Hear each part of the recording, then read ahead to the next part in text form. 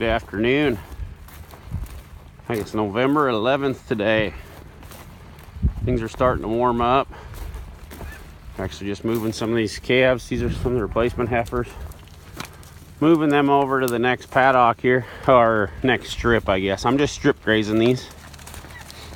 This is actually our weaning area. It's an old rodeo corral, or roping corral, I guess. So I'll plant a cover crop in here, wean in here. It works great. That was about, oh, I don't know, 4 or 5 feet tall when I kicked them in. Raised it all down.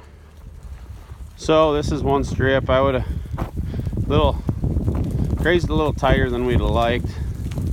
Want to keep a little more cover. It's been really cold though. See, these calves aren't eating much of the radishes out here. I don't have a lot of radish, but there are some. This is actually a sod base. We've kind of beat it up a little bit with overgrazing, but in doing that on purpose, because we're trying to get this established for weaning.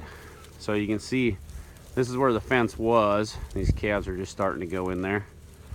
There is a bale feeder back there. We'll move that around throughout the winter, and there's still some corn back there that's going to get combined this week, and it's actually all conventional corn. It was planted in on Memorial Day, actually, and it should be off, but we'll get it off this week. Showing you, this has been there's some alfalfa in here, there's some clover, several brassicas, lots of sorghum sudan. There's some millet. I don't recommend the millet. It really loses nutrients fast after it dies off. Sorghums tend to hold their value better. Got a few sunflowers in this blend as well. You can see there's some Winfred there. That's still green and live, doing really well. If you're planning on late season grazing, I would definitely recommend Winfred. I really like some annual ryegrass too. I don't have any in this, but the calves do really well on that, as do the cows. So here are Shorthorn and Shorthorn Plus heifer calves. Shorthorn Plus, for those of you that don't know, just means they're part Shorthorn, half or more. So, but this is how we develop our heifers. So they were all weaned and vaccinated. Haven't got everything figured out yet. I'd like to hold off and start weaning later, but we just haven't had it. Hasn't worked yet because we'll take the cows elsewhere. It's just easy to fence the cows in, and it's easy for this. This is just a small farm that we rent. It's nice to bring the calves over here.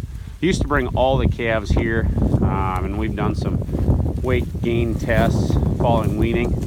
One thing that we have noticed is we have not had a pull for a treatment since we've began weaning calves like this. So I think that in itself, last year, throughout the, I think it was about 80 to 85 day weaning period, calves gained, like, I think it was 1.7, which isn't great, but that was with 0 supplementation. So we'll take that. And then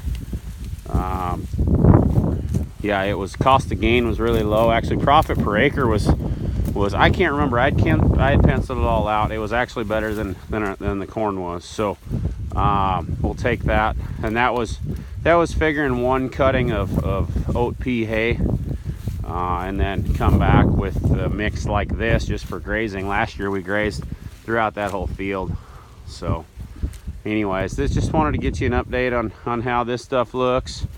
I know some of you have seen this in the past, so just wanted to get you updated on it, but we're pretty excited about it. So go ahead and like this video. We sure appreciate it. Appreciate the comments and the likes. Subscribe to the page if you've not already done so. We appreciate that as well. So we're going to keep trying to bring you this stuff and keep showing you what we got going on here. So thank you from Cover Crop Kings. This is Cody Nelson. Have a good day.